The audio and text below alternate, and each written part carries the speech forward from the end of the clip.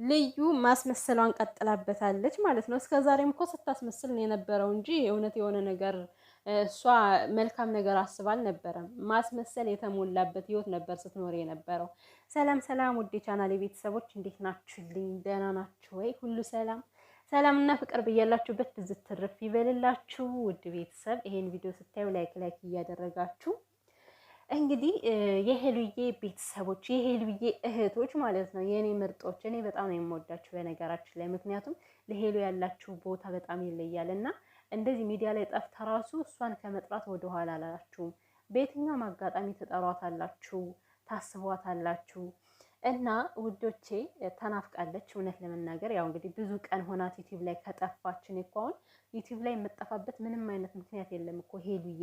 እንዴ ማንም ማስመሰል እየመጣ እየሰራልን እንዴ?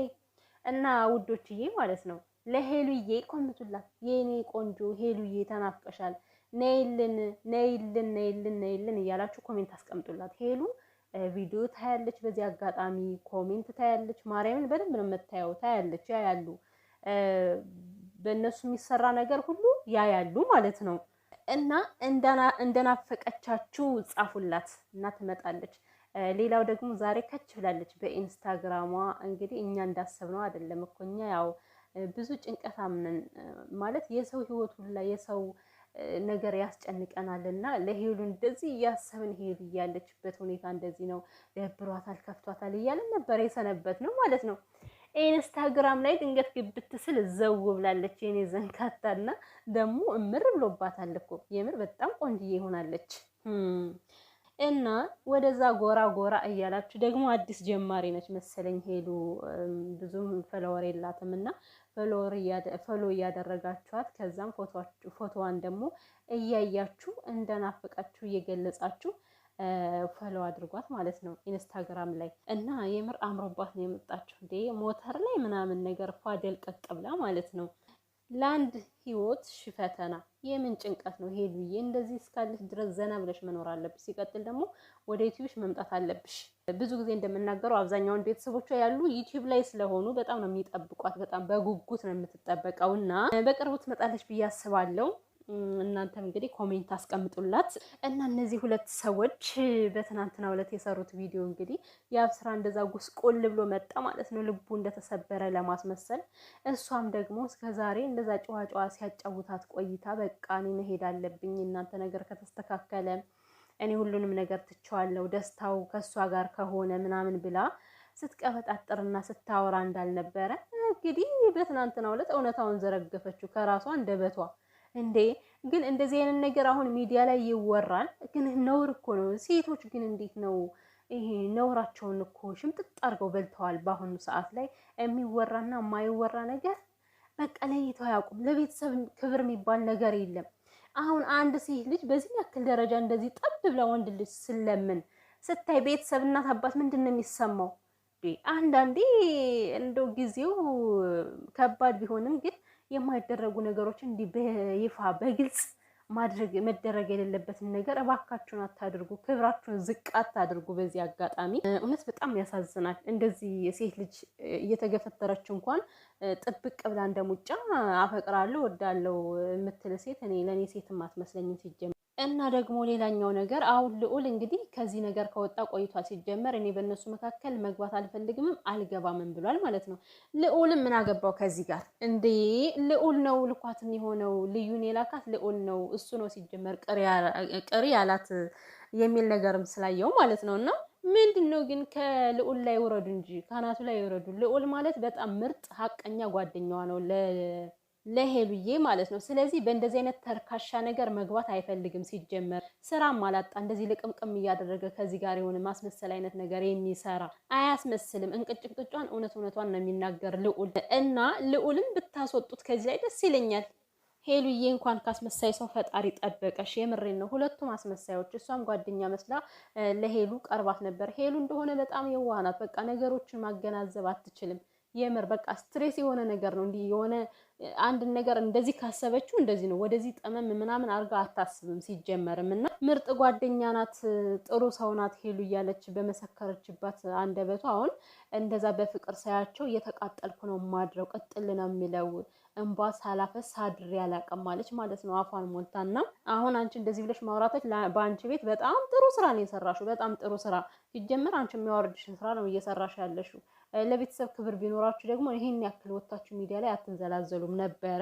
ሲቀጥል ደግሞ ይሄ ቪዲዮ ራሱ በምክክር የተሰራ ቪዲዮ ነው። በእውነት በምክክር የመጣ ቪዲዮ ነው። ይሄማ ከካሜራ ጀርባ በደንብ አውርታችሁበት ስገፈትርሽ እንኳን የሆነ የወደቅሽ ምሰይ ምናምን ተብለሽ ነው የመጣሽው። ያስመስላል። የምክክር አይነት ቪዲዮ እንደሆነ ያስመስላል ማለት ነው ስትሰሩት የነበረውና ለምን ማስመሰላት አስፈለገ? በቃ በይፋ እኮ እኛ ፍቅራችን ጀምረናል ብላችሁ መምጣት እኮ ይቻላል። ችግር የለውም። ከሄሉ ጋር ያልተነካካ ነገር አሁን በትናንትናው ቪዲዮ ሲሰራ የነበረው ከሄሉ ጋር የተነካካ ነው። የነበርክበት ህይወት እንደዚህ ምናምን እያለች ስታወራ ነበር። እሱም ደግሞ በመለያየታቸው ልክ እንደተሰበረና እንደተጎዳ አይነት ነገር ነው አክቱ ማለት ነው። ለምን እንደዛ ታደርጋለህ? ለምን አክት ትሰራለህ? ያብ ስራ ሲጀመር ወድ ፈቅድ አይደል እንዴ? በቃ እኔና እሷ አንመለስም፣ መልካም ህይወት ብለን ተለያይተሃል እና እንደተጎዳ ለምን ታስመስላለህ?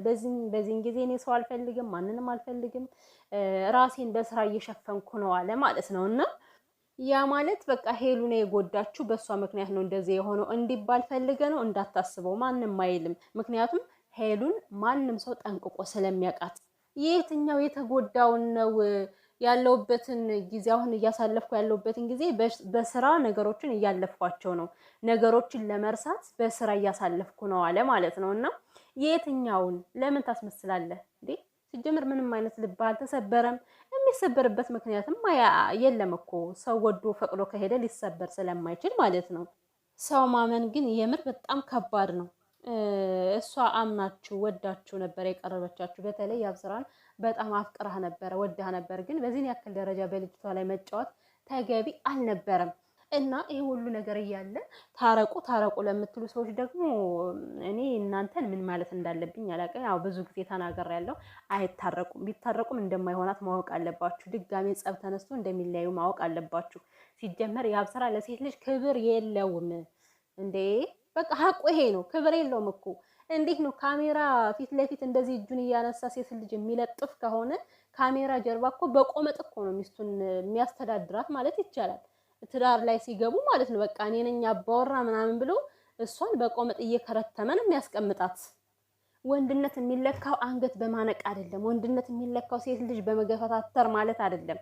በንግግር ቀስ ብሎ በመናገር ነገሮችን በመፍታት ነው እና ሲጀመር ወንድ ልጅ ከሴት ላይ እጁን ካነሳ በቃ ይሄ ትክክለኛ ሰው አይደለም።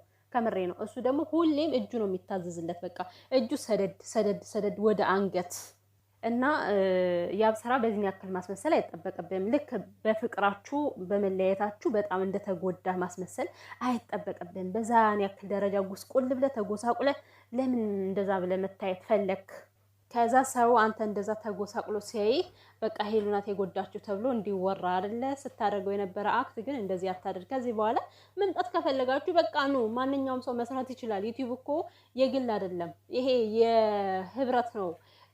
የጋራ ህብረት ነው የሚባል የጋራ ንብረት ነው የሚባለው። እንደዛ ነው ዩቲዩብ። ማንም ሰው ችሎታ ያለው ሰው መጥቶ የሚሰራበት እስከሆነ ድረስ በግላችሁ ራሳችሁን ችላችሁ እንደዚህ ሳታስመስሉ በቃ ትክክለኛ ፍቅረኛሞች ናችሁ ካፕል ሆናችሁ መታችሁ መስራት ይቻላል። የሄሉን ነገር ግን ድጋሜ ከዚህ ጋር አምጥታችሁ አታስገቡ። ሁላችሁም እየነካካችሁት ነበር እኮ ባታወሩትም በእሷ ዙሪያ ላይ ነበር ቪዲዮ የተሰራው። አንተም እንደተጎዳ አስመሰልክ። እሷም ማለት ያለህበት ስሜት ከባድ ነው። በሄሉ እንደተጎዳ ነው ስታስመስል የነበረችው ማለት ነው። አታስመስሉ። ኦኬ፣ አታስመስሉ። በቃ በግላችሁ መታችሁ መስራት ይቻላል።